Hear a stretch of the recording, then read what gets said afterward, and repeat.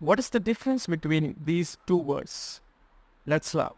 Welcome to the day 26th of 30-day challenge of solving fantasy words.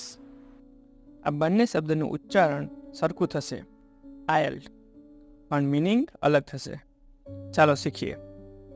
આયલ્ડ shopping mall, વિમાન, theatre અથવા ચર્ચમાં બેઠકોની હરોળ વચ્ચેની લાંબી કે સાંકડી જગ્યા. ટૂંકમાં કહીએ તો નાનો ચાલવાનો રસ્તો.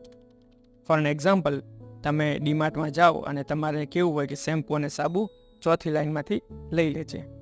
You can say you will find the shampoo and the soap in the fourth aisle from the entrance.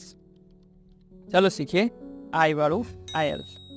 A piece of land surrounded by water also means a small island, એટલે કે નાનો ટાપુ. For an example, explore the more remote Caribbean isle.